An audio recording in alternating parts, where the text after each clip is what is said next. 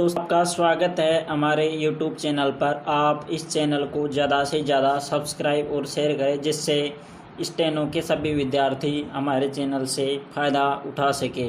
Dictation start करेंगे 3 second बाद। 3, 2, 1 start. Bharat के पश्चिमी तट पर आए तूफान तोकते के तुरंत बाद बंगाल की खाड़ी में आए तूफान यास ने भारत के पूर्वी तट पर आक्रमण किया है। यह गनीमत है कि यास का स्वरूप उतना भयानक नहीं हुआ जितनी आशंका थी, लेकिन अब भी वह बहुत खतरनाक है। पश्चिम बंगाल और ओडिशा में उसने बड़े पैमाने पर नुकसान पहुंचाया है, हालांकि जान का नुकसान बहुत कम हुआ है। हिंद महासागर में यह तूफान आने के मौसम की शुरुआत है। यह मौसम आम तौर पर नवंबर तक रहता है। जो लोग इस तूफान की मार से प्रभावित हुए हैं उन्हें अच्छी तरह याद होगा कि पिछले साल इन्हीं दिनों इस क्षेत्र में तूफान अम्फान आया था, जो ज्ञात इतिहास के सबसे भयावह तूफानों में से एक था, जिसमें लगभग 125 लोगों की जान गई थी और 1 लाख करोड़ रुपए से ज़्यादा के आर्थिक नुकसान का आकलन किया गया था। भारतीय उपमहाद्वीप के इतिहास में किसी तूफान से होने वाला यह सबसे बड़ा नुकसान है। उसके तुरंत बाद पश्चिमी तट पर भयावह तूफान निसर्ग ने आक्रमण किया था। निसर्ग तूफान इसलिए अनोखा था क्योंकि यह साल के उस वक्त में आया जब पश्चिमी तट पर तूफान बहुत कम आते हैं, लेकिन पिछले साल निसर्ग के बाद इस साल तोकते का आना और भी ज़्यादा अनोखा है। Para change.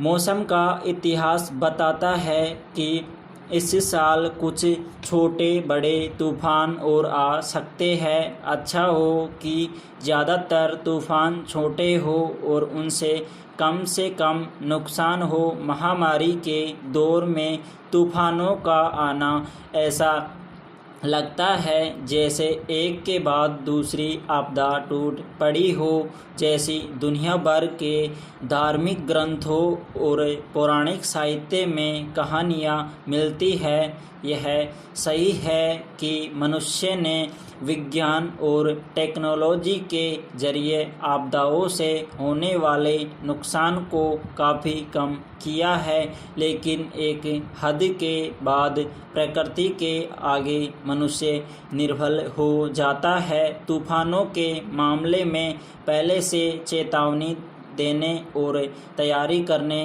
की वजह से अब जान माल का नुकसान काफ़ी हद तक रोका जा सकता है, लेकिन यह भी सही है कि ग्लोबल वार्मिंग और मौसम के बदलते मिजाज की वजह से ऐसी आपदाएं ज़्यादा और अप्रत्याशित रूप से आ रही है।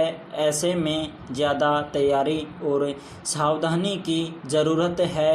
न सिर्फ तूफान बल्कि सूखा, अतिवृष्टि और बाढ़ की घटनाएं भी लगातार बढ़ रही है और उनसे नुकसान भी ज़्यादा हो रहा है। पिछले महीनों में हिमालयी क्षेत्र में बेमौसम बादल फटने की कई घटनाएं मौसम के बदलते और अनिश्चित स्वरूप को ही दिखाती है। Para change.